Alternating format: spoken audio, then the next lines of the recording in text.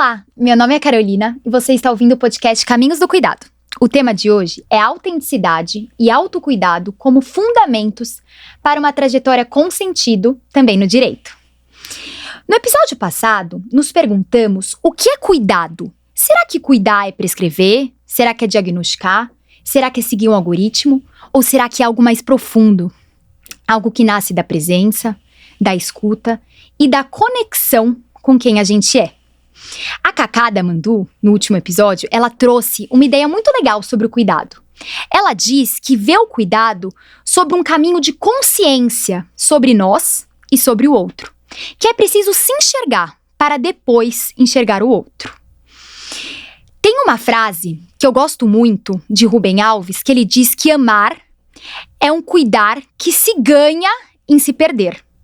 Tomando liberdade para parafrasear essa frase, eu diria que cuidar é doar sem perder.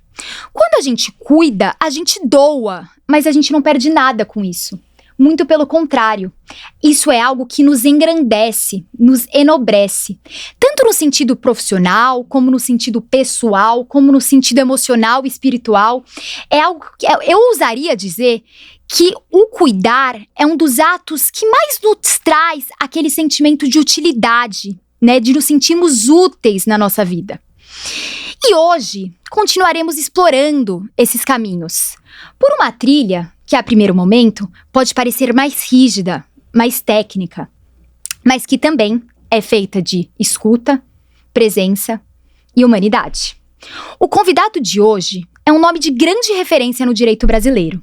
Autor de livros que formaram gerações de juristas.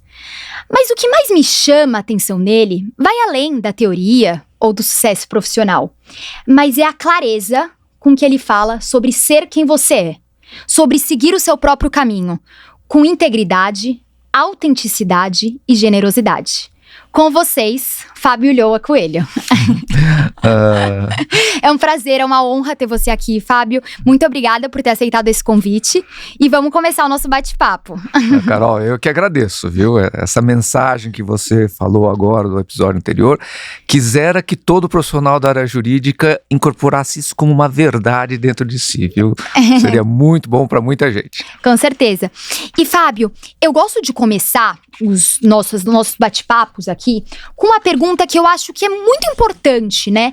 Que é: quem somos nós? Então, se eu pudesse te perguntar, Fábio, quem é Fábio Ulloa Coelho para além dos títulos, dos livros de direito? Conta pra gente um pouquinho sobre quem você é.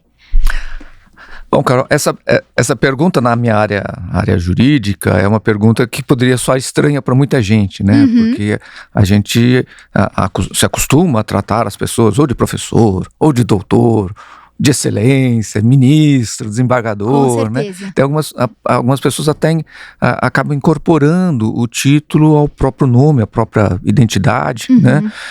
Isso faz parte do protocolo, vamos dizer assim, da área em que eu atuo, uma área formal. Né, rígida, a formalidade tem a sua importância, né, mas eu sempre procurei me afastar disso, né, eu sempre, enfim, procurei não ser o meu título, né, eu ser uma pessoa, como você disse, autêntica, uma pessoa presente, uma pessoa conectada com as demais que estão à nossa volta, né, e é muito mais importante isso do que o título. O título, a rigor, não diz nada, né? Com certeza.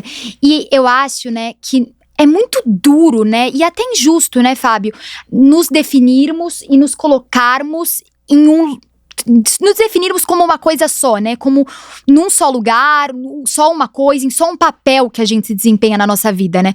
Tem até uma frase de Clarice Lispector que ela diz: sou vários, há muitos de mim por aí e ainda não terminei. Eu acho essa frase muito bonita porque traz justamente essa mensagem, né? Que somos múltiplos, que ao longo da vida vamos assumir múltiplos papéis em nossa vida, né? Você como advogado, eu como médica.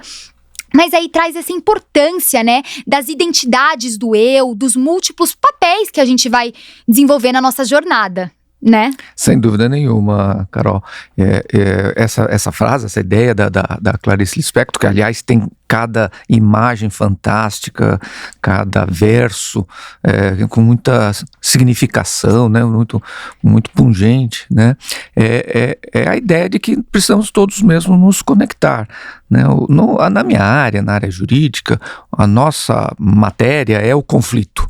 Né? É quando as coisas não dão certo, quando os contratos não são cumpridos, quando a pessoa é vítima de algum furto, ou quando existe uma disputa patrimonial, uma disputa, enfim, uma guarda de filho. Então, a área em que eu trabalho, né, o nosso dia a dia está em torno do conflito. Sim. Né? E poder se multiplicar em diversos, ou seja, poder olhar para o mesmo conflito por outros ângulos, com certeza, certamente ajudaria a gente a lidar com essa questão. O conflito é inevitável, os conflitos acontecerão, né? Mas ajudará a gente a lidar com essa questão do conflito de uma forma mais suave, né? Com certeza, porque é isso mesmo, você tem repertório, né? Quando a gente é múltiplo, somos plurais, a gente tem repertório para conseguir lidar com as situações, né? Eu acho que isso é muito importante. E trazendo aqui um pouquinho, né, essa ideia, até como eu abri o podcast, querendo ou não, eu, né, que vejo por fora, assim, esse ambiente jurídico, isso, né, do direito, eu vejo como um ambiente mais formal, mais marcado pela formalidade. Mas mesmo nesse ambiente, você construiu uma carreira de muito prestígio, né? E você é conhecido por ter sempre uma presença generosa, sensível, acolhedora, mesmo em um ambiente marcado pela rigidez. O que eu te pergunto, Fábio, qual é o papel da sua autenticidade na sua trajetória profissional? Assim, como você vê a importância de ser autêntico no meio que você trabalha? Olha, é fundamental. Eu acho que o advogado, o juiz, enfim, todos que atuam na área jurídica, né, eles têm como seu grande patrimônio a sua reputação, né, a forma pela qual você lida com questões da formalidade. Falando um pouco aqui da formalidade, né, a formalidade, ela às vezes, ou numa certa medida, ela se justifica como garantias para os direitos, né? Então você não pode abrir mão totalmente da formalidade, né? Mas isto é uma coisa, e outra coisa é você exagerar nessa formalidade a ponto de perder a sua identidade e perder a conexão com as outras pessoas e o afeto com as outras pessoas, né? Sim, então, com certeza. Existe um risco muito grande da gente se perder no formal, porque não podemos abrir mão do formal, lógico, porque seria abrir mão de alguns direitos, né? Mas não, temos que ter cuidado para, enfim, não levar o formal tão a sério assim, a ponto de perder a nossa autenticidade, né? Com certeza. E quando falam dessa presença generosa, assim, como você interpreta isso, assim, no seu meio jurídico? Por que falam isso de você, assim? Você tem essa autopercepção, assim, sobre por que ser generoso? Aonde enxergam essa generosidade, assim, em você? Olha, de fato, muitas pessoas usam esse adjetivo para falar de mim e quando eu penso um pouco a respeito em que situações elas estão se referindo, né? Quando leio um livro da área jurídica de que eu gosto muito, né, eu posto nas redes sociais a minha recomendação. Recomendo esse livro. Sim. Né? E sem, enfim, esperar nada em troca, enfim, faço porque acho que se eu gostei do livro e tem que ser recomendado, vou recomendar. Não é de jeito nenhum um trabalho visando um objetivo ou um retorno. Né? Muitas vezes eu sou procurado por pessoas que estão começando a carreira e querem conselhos e querem, enfim, trocar ideias, analisar a situação em que ele se encontra, o momento do direito. Eu recebo a todos e falo, e com muito prazer, né? Eu sempre acho que a gente ganha quando a gente dá espaço para todo mundo. Não tem por que impedir que outros profissionais brilhem também só porque, enfim, isso de alguma forma poderia, não sei, colocar em risco a sua posição. Eu nunca tive esse receio, né? Eu sempre apostei na generosidade e não me arrependo, e acho que deu muito certo essa aposta que eu fiz. Muito legal. E você sabe que agora você trouxe essa ideia, né? disso de dividir, entre aspas, com os outros e essa falsa ideia, essa falsa premissa no sentido de assim, vixe, será que se eu dividir, eu vou estar perdendo o meu espaço? É engraçado que ontem mesmo eu li numa revista que chama Vida Simples, que falava exatamente sobre isso, sobre quando a gente tem segurança do que somos, do que queremos, de como nos colocamos no mundo, o fato da gente dividir não nos diminui, né? Muito pelo contrário, a gente acaba auxiliando no desenvolvimento do outro e acaba nos ajudando de certa forma, né? Então, isso é muito legal porque realmente eu vejo isso, porque até na área médica tem muito disso, né? Não sei se é por conta do cursinho, que nós médicos, muitos passaram para entrar na universidade, essa questão de uma maior competitividade, que você tem que ser melhor do que o outro. Então, se você partilha, entre aspas, tudo o que você faz, o outro vai chegar num resultado muito semelhante ao seu. Então, assim, eu sinto que na área médica, não sei como é no direito, mas assim, tem muito isso isso aqui é meu e não vou, sabe? Eu acho que é realmente digamos assim, um trauma de algum sofrimento na época do cursinho e tudo, mas eu acho que realmente a gente tem que desmistificar isso e tentar entender que, assim, o sol é pra todo mundo, né? Tem sol pra todo mundo e cabe a todos, né? E eu acho que é o que você trouxe também, a ideia da gente partilhar o que a gente sabe. A gente ganha, né? Entra um pouco na ideia de como abrir esse podcast, né? Que quando a gente doar, a gente ganha nesse ato muitas vezes, né? Embora pareça que a gente só tá perdendo ali, a gente tá ganhando também, né? Certamente, Carol. E olha, eu não acho que seja privilégio de nenhuma área, na área jurídica e na área, por exemplo, acadêmica, né? Nas universidades, nas faculdades, né? Existem as panelinhas, a gente não dá nome de panelinha, a gente dá nome de escola de conhecimento, a gente dá uns nomes um pouco mais sofisticados. Sim. Né? Quando eu fui organizar um evento nacional, que é um grande sucesso da minha área, né? Já existe há 15 anos, né? Eu chamei diversas pessoas para ajudar na coordenação, participar do projeto, né? Mas eu defini logo de princípio que não haveria nenhum critério de exclusão baseado nessas panelinhas, nessas escolas, né? Ou seja, o critério era, se esta pessoa tem algo importante para dizer, ela vai ter o espaço dela para falar, né? Claro, a gente vai chamar quem tem algo importante para dizer, né? Para contribuir para a discussão dos temas jurídicos mais importantes. Mas não vamos deixar de chamar fulano porque não pertence à escola tal, né? E isto foi fundamental. Todo mundo, quando olha para este evento, né, ressalta o quanto ele é um momento de discussão, de crescimento acadêmico, tudo, mas é um momento de amizade. Sim. Existe um clima de cooperação ali, né, que a gente não encontra, isso é visível, todos confirmam, em outros congressos e outros eventos de outras áreas jurídicas. Sim. Né? Eu acho que eu dei o meu toque ali lá no início neste critério, né? E enfim, um modo de a gente tratar com generosidade, com certeza, né, o trabalho de cada um dos nossos colegas. Com certeza, isso faz toda a diferença. E até trazendo um pouco isso que você trouxe, né, essa questão das panelinhas, digamos assim, já teve momentos na sua vida, Fábio, que você precisou escolher entre ser fiel a você mesmo e se encaixar em um determinado grupo, em uma determinada ideologia? Já existiu esses momentos na sua vida, assim? Carol, sim, existiu, principalmente no início da minha trajetória na universidade.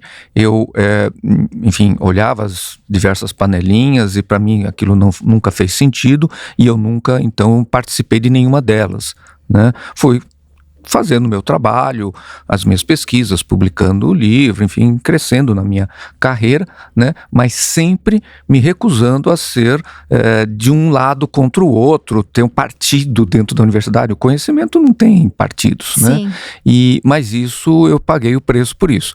Muitas vezes, dentro da política universitária, tentaram tirar meu oxigênio, tentaram, enfim, impedir que os projetos que eu estava levando adiante gente prosseguissem, né? Tentaram prejudicar os projetos que a gente tinha encaminhado, né? Sim. Então, sim, eu sofri, em alguns momentos eu tive que ser autêntico e não me filiar ao esquema que estava ali dado, mas, Carol, não me arrependo em nenhum momento dessa opção que eu fiz, né?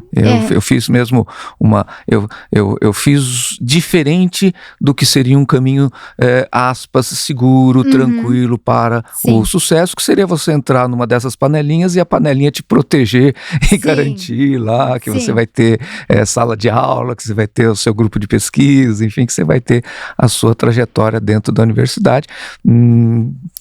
Repetindo aqui, eu tive lá as minhas brigas e as minhas dificuldades por conta dessa opção, mas não me arrependo. Com certeza. Eu acho que sermos fiéis a nós mesmos, né, é o que sustenta as nossas escolhas, né? Porque senão, a gente pode até ir tentar se encaixar, mas se não é algo que faz sentido pra nós, que é nosso, a gente não consegue sustentar ao longo do tempo, né? Então, assim, eu acredito muito, né? Eu entendo completamente a sua escolha, porque eu mesma, na minha trajetória, também já tive momentos que eu tive que escolher também porque, assim, é o que você trouxe. A gente não escolher se encaixar em certos locais e acreditarmos que a gente tem outro lugar, que aquele lugar ali não é nosso, é um processo muitas vezes difícil, né? É um processo que muitas vezes envolve a gente deixar de frequentar certos lugares, certos espaços, se afastar de certas pessoas, não tá em alguns lugares, mas ao mesmo tempo, eu acho que de uma certa forma nos traz a firmeza e a fidelidade mesmo, no sentido de sermos fiéis àquilo que somos e àquilo que faz sentido, né? Então, embora seja um caminho, sim, muitas vezes mais desconfortável, né? Porque muitas vezes é aquilo... Estarmos no grupo, né, fortalece, né? E a gente tá trilhando aquele caminho sozinho acaba sendo mais difícil.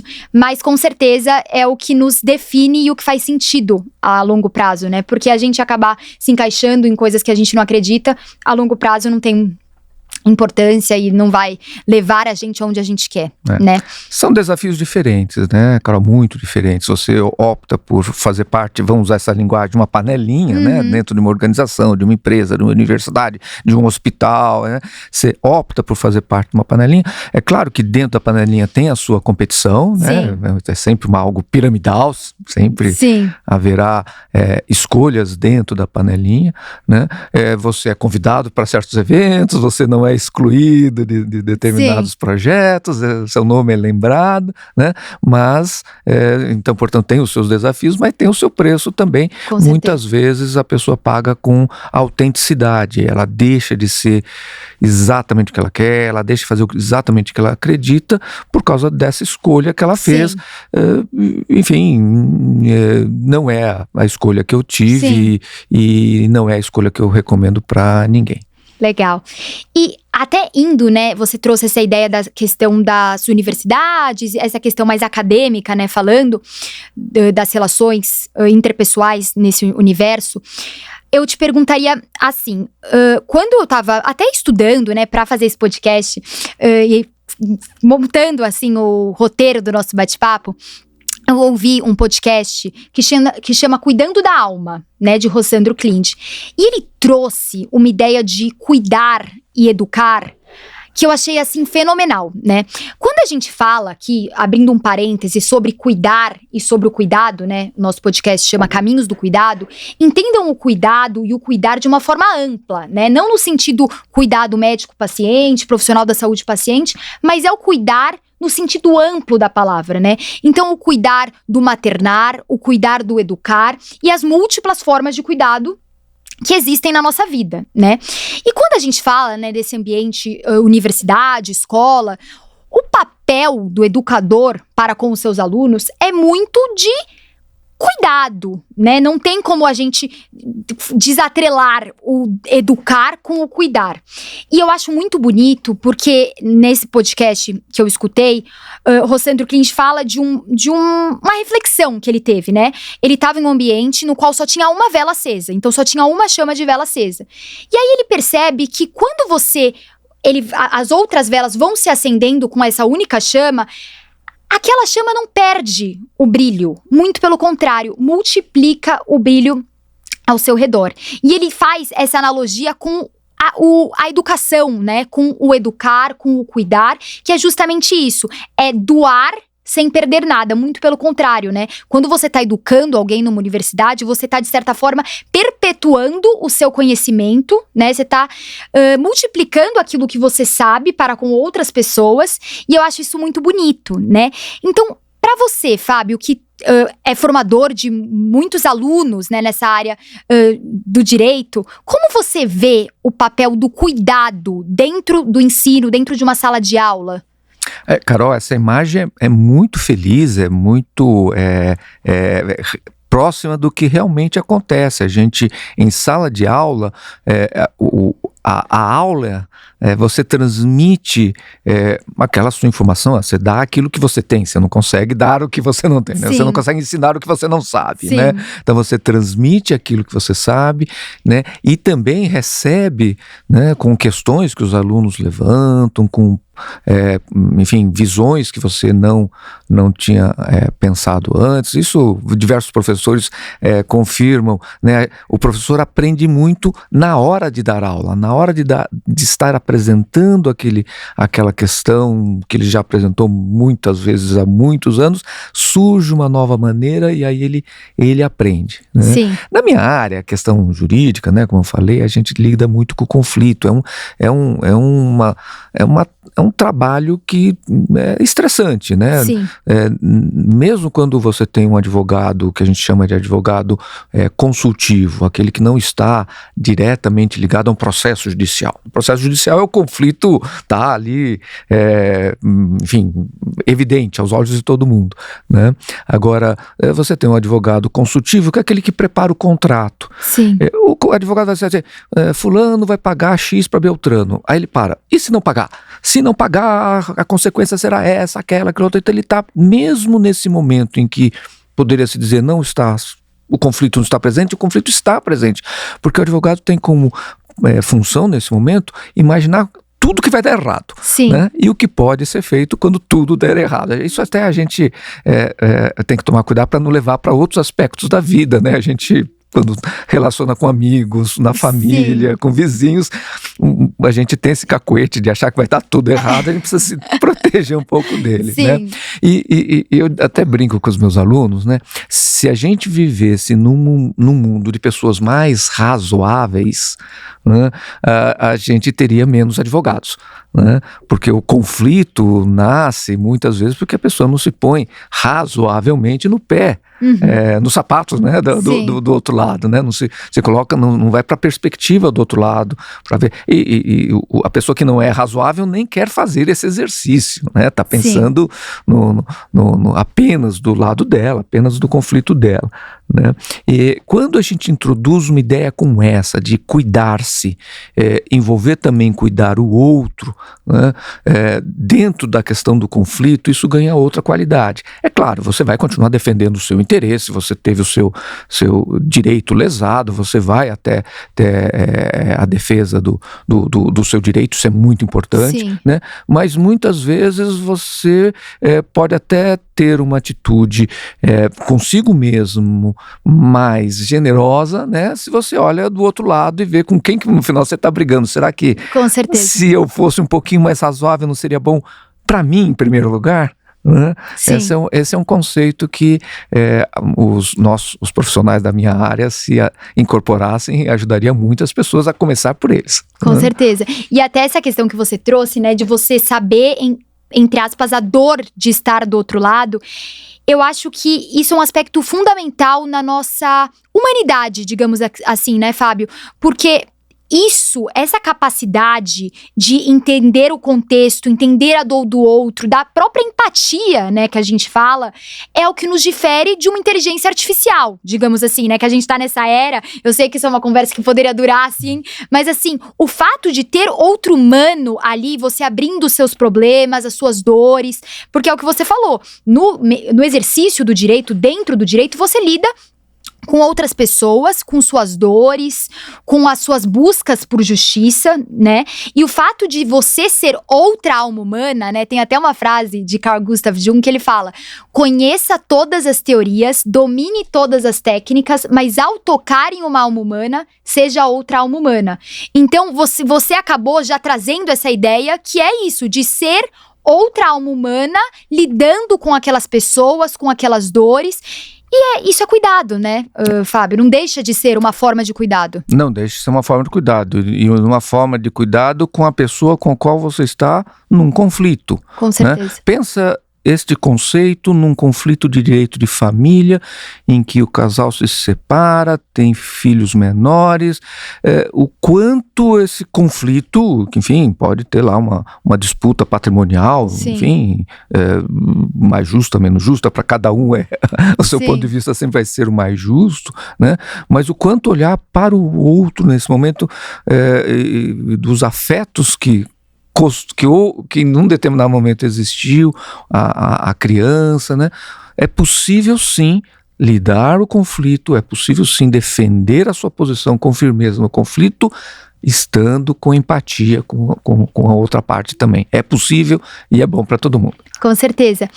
E voltando agora um pouquinho ainda nessa questão da universidade, eu vejo que os jovens, né, no momento de faculdade, universidade, eles ficam muito atrelados a números, a produtividade, a serem os melhores. Então eu vou fazer uma pergunta assim mais provocativa assim para você. Como você vê a importância do autocuidado no processo profissional, né, no sucesso profissional? É possível ter sucesso e abrir mão do autocuidado? Não, Carol, não é possível. Até muitas vezes, por conta da minha posição como professor, advogado, com a sua posição no mercado, perguntam para mim que conselho que eu daria para um jovem profissional, né? E a minha resposta é sempre a mesma: faça terapia. Né? E esse conselho que eu dou, né, é na verdade um conselho que eu dou em função da minha experiência, né? Eu faço terapia desde os 20 e poucos anos, né? Eu tinha uns 2, 3 anos de formado quando eu comecei a fazer terapia e foi o melhor investimento que eu fiz na minha vida, né? O melhor investimento profissional, inclusive, né? Então eu recomendo isso para os jovens advogados, enfim, os recém-formados, né? Porque fundamentalmente nós precisamos nos conhecer por completo. Não tem assim uma área da gente que a gente não precisa conhecer. Sim. E no inconsciente estão guardados os traumas, estão guardados problemas pelas quais todo mundo passa e dificuldades com que lidou, desamores, e tá lá no inconsciente, é um repertório. A gente achar que a gente não precisa conhecer isso, né, é a mesma coisa que dizer que você não precisa se conhecer por inteiro, né? E a terapia, e veja, quando eu falo terapia, são algumas linhas, né? São as linhas que admitem a existência de um inconsciente dinâmico, né? Você vai acessar, você vai aprender como paciente no processo terapêutico, se você realmente se entregar, você vai aprender como acessar o seu inconsciente, ou seja, como se conhecer por completo, né? Aí, sei lá, dando um exemplo, né? Você está lá no escritório de advocacia, onde você é um advogado começando sua carreira, e tem lá um outro colega da mesma sala ali que está sempre, você está sempre com atrito com ele, está sempre em competição, ele chega, você está sempre ou tirando sarro dele, mas isso te incomoda. Sim. Alguma coisa no teu inconsciente você precisa descobrir para, enfim, lidar com isso de uma forma diferente, né?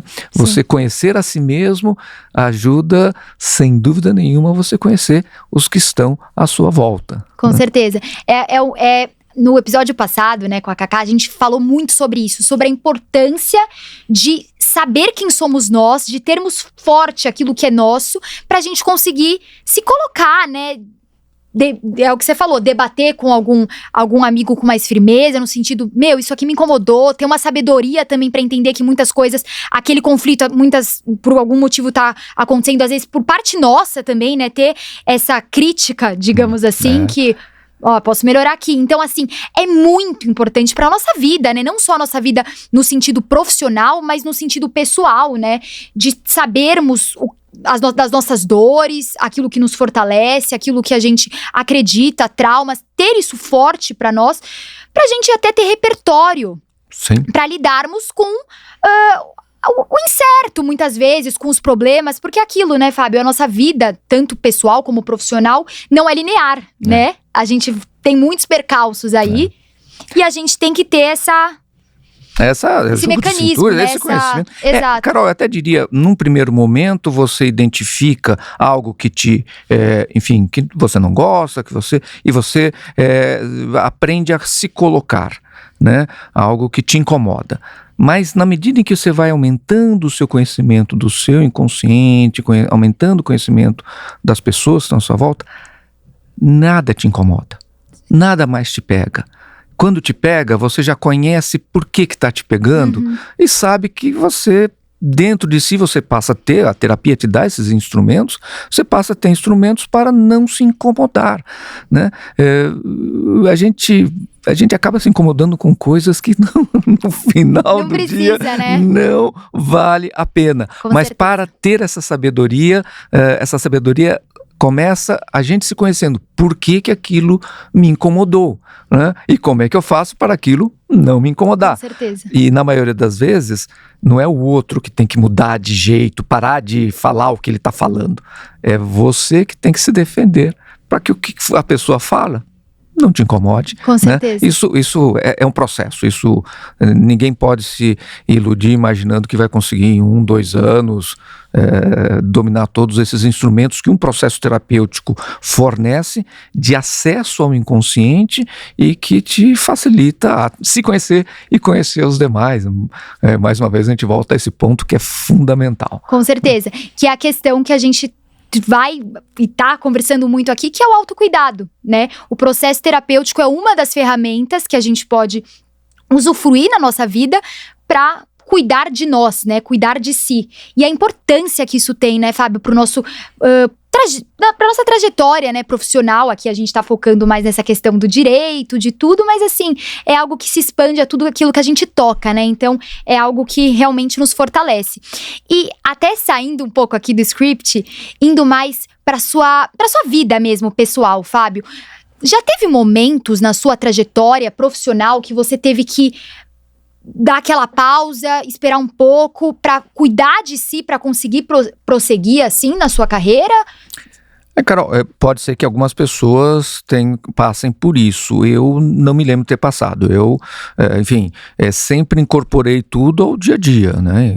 Enfim, eu não vejo esse processo terapêutico como um momento que você para tudo para ir cuidar de si. Sim. Né? Ele está lá, você tem aquele encontro semanal, se depende da terapia semanal, 3 vezes por semana, enfim, com o seu terapeuta, e naquele momento você tem que realmente investir naquele momento para tirar o maior proveito possível daquilo, né? Mas aquilo faz parte do teu dia a dia. Sim, né? É algo que você acessa, digamos assim, você tem um tempo para trabalhar isso, esse autocuidado, esse cuidar de si ao longo do seu dia a dia, da sua rotina, digamos assim, né? E é bom que incorpore, né? Sim. Porque senão você fica com, hoje eu estou mal, portanto não vou trabalhar, não vou isso, não vou... Não tem isso, né? Você é um só e você vai se lidando com os dias que você está, mais triste, menos triste, Sim. frustrado, não frustrado, e na medida em que você conhece as razões pelas quais esse sentimento apareceu, qual foi o gatilho desse sentimento, né? Você lida com mais facilidade e se torna uma enfim, uma pessoa mais produtiva. O dinheiro que eu gastei com terapia desde os 20 e poucos anos foi o melhor investimento que eu fiz na minha vida, Eu Carol. acredito que Foi o sim melhor mesmo. investimento. Eu acho que eu não teria dado tão certo na minha atividade como professor, como advogado e uma série de coisas que eu faço, né, se eu não tivesse feito esse investimento. Com certeza. Né? Ele está ali. Vou até dar um exemplo aqui. Parar de fumar, né? Parar de fumar, para mim, eu fui tabagista durante uns 15 anos, né? Parar de fumar foi um resultado do processo terapêutico. Sim. Né? E junto com parar de fumar, emagrecer, e junto com parar de fumar e emagrecer, iniciar uma atividade física, e isso melhorou minha saúde, isso melhorou a qualidade de vida e melhorou o meu desempenho profissional. Com né? certeza. Então, tudo isto é resultado do investimento que eu fiz. Não só, e veja, quando eu falo investimento, tá certo, tem um investimento lá em dinheiro, né? Mas investimento de tempo, de Isso que eu energia, ia falar, acreditar que naquele processo você vai ter frutos, você vai ter resultados. Com certeza. E é muito bonito e é muito legal ouvir tudo isso de um homem, né? Porque a gente sabe que, querendo ou não, estatisticamente, os homens não são tão adeptos como as mulheres ao processo terapêutico, né? Homens, eles lidam de uma forma muito diferente, né? Então, ouvir tudo isso e ouvir de um homem a importância desse processo, como, né, que acredita realmente que foi algo que fez você se fortalecer, né, nesse sentido, é muito legal, porque realmente eu acredito exatamente nisso. Eu acho que o processo terapêutico, quando entra, né, dentro dessa questão também, falando do autocuidado, lógico, tem outros mecanismos, outras ferramentas, né, além do processo terapêutico, quando a gente diz de autocuidado, mas eu acho que é assim, eu diria que é uma das, pra mim, pelo menos também, na minha vida pessoal, eu acho que foi o que eu mais fiz pra cuidar de mim, sabe? Assim, foi um dos mecanismos também que eu usufruí ao longo da minha vida pra conseguir cuidar de muitas questões, né? Entender certas coisas. E até trazendo essa questão aqui, Fábio, você trouxe essa questão do cuidar de si dentro desse processo terapêutico que você fez há muitos anos ao longo da sua vida, mas é isso, o cuidar, né, esse cuidar que você faz consigo mesmo, né, que você é uma pessoa que busca estar bem, se entender suas dores, entender suas questões. Eu sei, né, porque eu tenho essa proximidade, digamos assim, mas que você também vê a arte, de uma certa forma, como algo que também você faz pra se cuidar, não sei, cuidar da mente, é algo que eu sei que é algo que você aprecia, de certa forma. Então, você que é vice-presidente, né, do MASP, eu te pergunto, como você vê o papel da arte no cuidado? Você enxerga uma relação? Com toda certeza, Carol. Veja, primeiro, a arte está associada, muitas vezes, e ainda hoje, à questão do belo. Né? Sim. Você trazer o belo para o seu dia a dia, trazer o belo para a parede do quarto, você acorda todo dia e olha para aquilo que lhe traz beleza, né? É uma forma de se cuidar, isso muda a qualidade do seu despertar, né? É claro que quando a gente olha para a arte hoje, a arte contemporânea, ela tem uma base muito clara na fricção. A arte hoje é uma arte que busca revelar os momentos de conflito na nossa sociedade, e são muitos, né? As desigualdades, as assimetrias, as fricções políticas, sociais, culturais, de gênero, de raça. Essas fricções todas é que estão, a arte contemporânea está olhando para elas. Então, em alguns momentos, a obra de arte que é produzida hoje se afasta um pouco do que poderia ser pensado como belo. Sim. Né? Mas muitas vezes você ainda tem uma produção que, mesmo no plano da fricção, consegue trazer a beleza para o seu entorno. né? Claro, o que é belo para mim pode não ser belo para outra pessoa, cada um vá atrás das coisas que são belas para si mesmo e se cerque dessa beleza. Isto é uma forma de se cuidar e de cuidar do outro também, né? Porque você, na medida em que traz para perto de você uma arte que fricciona com o real, que mostra onde estão os grandes conflitos hoje na sociedade, são conflitos desafiadores, né? Você olha, ao mesmo tempo que você está olhando para o belo, você está olhando para o outro também. Né? Fábio, agora mudando um pouco o tema, além dos livros de direito empresarial, você escreveu livros também de fundamentos do direito, né? Um deles é a biografia não autorizada do direito, que você fez para o público fora do mundo jurídico, né? Se a gente fosse transpor essa ideia, você diria que o cuidar de si, o autocuidado também são fundamentos, assim, para uma vida, para uma trajetória de sucesso? Certamente, Carol, né? Veja, esse livro que eu escrevi para o público não jurídico, biografia não autorizada do direito, né? O próprio título já promete um livro que vai mostrar algo que não se conta, né? As Sim. Biografias autorizadas são aquelas que contam só coisas boas do biografado. A biografia não autorizada é aquele que vai revelar os lados ocultos do biografado. Então, o propósito é esse mesmo, é levar a um público não jurídico uma ideia do que é o direito, né? Sim. Houve tempo em que o direito não participava do dia a dia das pessoas como hoje. Sim. Né? A gente, enfim, quem é que conhecia o nome dos ministros do Supremo Tribunal Federal há, sei lá, 20 anos atrás? Não conhecia. Né? Hoje você tem a questão jurídica muito presente e às vezes a pessoa se pergunta, mas dois casos idênticos, um juiz decidiu de um jeito, outro juiz decidiu de um jeito completamente diferente. Como é que é isso, né? E o Biografia Não Autorizada do Direito é um livro que procura dar uma resposta para esse tipo de dúvida, né? E a gente tendo uma ideia mais correta, mais próxima à verdade, de como o Brasil do século XXI lida com os conflitos que surgem no interior da sociedade brasileira, né, os nossos conflitos internos aqui, né, evidentemente ajuda a gente se situar melhor e entender como é uma ferramenta a mais para a gente se relacionar com as outras pessoas nesse contexto do cuidado, do cuidar de si e dos outros, né? Com certeza. E, Fábio, uma pergunta mais provocativa, assim, né? Na ética, o que é mais importante na sua visão? A razão ou a emoção? A emoção, Carol, a emoção.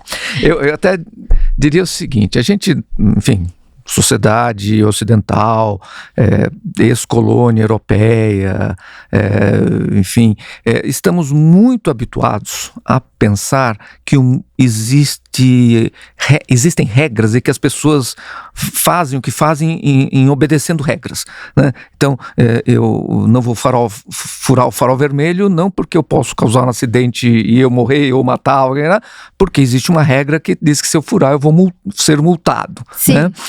Então a gente está muito acostumado a pensar que as coisas são o que são porque existem regras e as pessoas estão obedecendo essas regras ou desobedecendo, enfim, né? Isto não é universal, não são todas as culturas que veem o agir correto, o agir errado em função de regras. Sim. Né? E na base do agir correto, na base do agir errado, estão as emoções. Sim. Você está, enfim, olhando lá do outro lado da rua, um homem chuta um cachorro. Do nada, assim, chuta um cachorro, o cachorro não o atacou, não, ele foi agressivo lá e chutou o cachorro, né? Aquilo te provoca uma emoção de repulsa, de angústia, indignação, enfim, isto não é certo, né? Então, não foi uma regra, não chute os cachorros, né? Foi uma emoção que fez você olhar para aquilo e dizer, não é assim que se deve fazer. Sim. Né? Agora, claro, este homem que chutou o cachorro, ele tem uma emoção bem diferente da nossa. Ele olha para o cachorro e acha que está lá para ser chutado, né? Ele não fica nem um pouco incomodado, indignado com o que ele faz, né? Felizmente para nós, a maioria das pessoas, quando olha uma situação dessa, se sente indignado, acha que é repulsivo fazer um ato desse, né? E é esta emoção que dirige as pessoas para cá ou para lá, e não regras do que é certo, o que é errado, enfim, a gente precisa se livrar um pouco desse conceito das regras. Então, quando você fala em ética, em moral, uma pessoa assim, ocidentalizada, um brasileiro, século XXI, vai pensar em regras. Quais são as regras de moral? O que pode fazer, o que não pode fazer, né?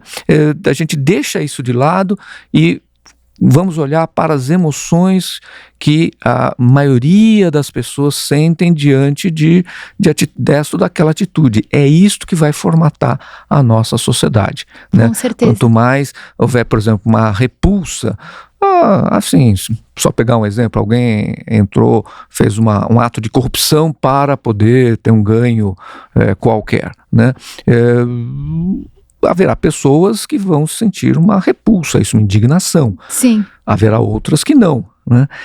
Quanto mais pessoas se sentirem indignadas, menos corrupta será a sociedade. Com certeza. Né? A regra está lá, é igual, a mesma, faz 200 anos, não pode corromper, né? Mas quando é que a gente vai ter uma sociedade menos corrupta? Quando muitas pessoas de verdade ficarem indignadas com a corrupção. Essa questão da sensibilização, né? Sensibilização. De como a gente vai, como aquela situação vai nos tocar, qual o sentimento que vai ser gerado mediante aquilo que a gente está vendo, né? Aquilo que está sendo colocado ali. E a importância, né, da gente conseguir ter essa...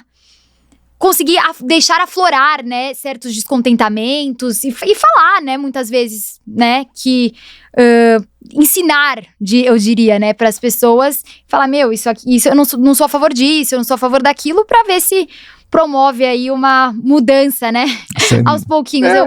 Eu brinco que eu acho que a gente não tem o poder de mudar o mundo, mas às vezes a gente dando um toque, uma palavra, a gente já tá fazendo um pouco da nossa parte, né, Fábio? Sem dúvida, sem dúvida. Acho que o mundo tem uma história e, portanto, ele muda, né? Senão ele não teria história, né? Ele muda e aí, quando a gente compara o mundo de hoje com o mundo de 100 anos atrás, as pessoas são mais livres, né? Sim. Enfim, há 100 anos atrás havia só uma única fórmula: você vai estudar, vai se formar, vai casar, vai ter filho e vai morrer, né?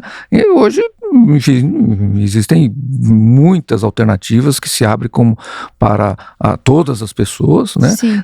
Estamos longe de termos superado as desigualdades. Não estou dizendo que estamos na perfeição de jeito nenhum. Sim. Eu estou só comparando hoje a 100 anos atrás e estou achando que estamos um pouquinho melhores, né?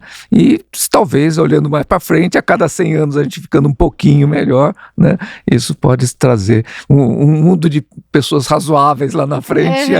Aí os advogados serão dispensados e terão que, sei lá, virar dentista, virar psicólogo, virar outra coisa. Fábio, para finalizar aqui o nosso bate-papo, eu queria te perguntar, qual você acha que foi a sua maior contribuição para o direito? Eu acho que a minha contribuição para o direito mais significativa, Carol, foi didática. Foi tornar coisas que eram desnecessariamente complicadas, complexas, em coisas simples, racionais, concatenadas, fáceis de entender, né? Isso é uma habilidade didática, né? Enfim, tornar coisas complexas, desnecessariamente complexas, mais simples. Claro que existem coisas que são complexas em si, você simplificar é distorcer, né? Mas existem outras coisas que a distorção está no tornar complexo. Então, você fazendo a coisa ficar mais simples, didaticamente mais acessível, né? Você colabora, né? Eu acho que essa foi a maior contribuição que eu dei quando eu olho assim em retrospectiva, né, colabora para que os conflitos sejam resolvidos de uma forma mais racional, mais rápida, enfim, né. Acho que se eu tivesse que apontar alguma coisa, seria essa. Evidentemente, eu não sou a pessoa mais apropriada para dizer onde está a minha maior contribuição, Sim. mas seria uma das coisas da qual eu teria orgulho se fosse apontada por alguém aí como sendo essa contribuição. Com certeza. Fábio, eu queria agradecer mesmo pela sua contribuição, por essa nossa conversa, uma conversa tão rica, tão necessária. Se no episódio anterior a gente falou sobre a conexão como ponto de partida para o cuidado, hoje a gente mergulhou nessa questão do autocuidado, do processo terapêutico, do cuidar de si como sustentação de uma trajetória de valor, né? Como a sua, né?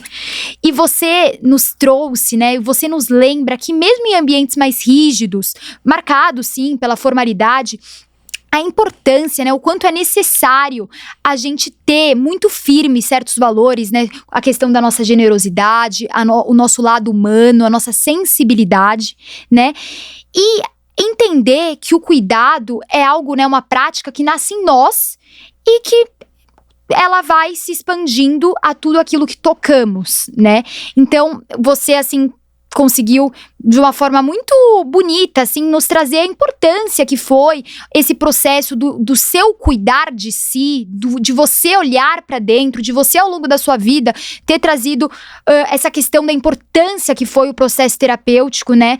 E foi muito bom isso, né? Porque a gente muitas vezes a gente vê só aquela pessoa que a gente admira, né? Em determinada posição de sucesso, e poder ouvir como você acha que você conseguiu chegar lá e poder até abrir para as pessoas que estão ouvindo como foi o seu caminho e como foi essa questão do processo terapêutico na sua vida, foi muito importante. Eu acho que diz muito aqui sobre o nosso podcast, né, que a gente traz isso, a gente traz essa reflexão sobre o que é o cuidado e como esse cuidado, o papel dele, né, nas nossas relações, no nosso desempenho, seja ele profissional, pessoal. Então, assim, foi muito bom.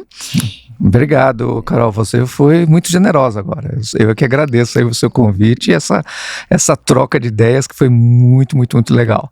Foi um prazer.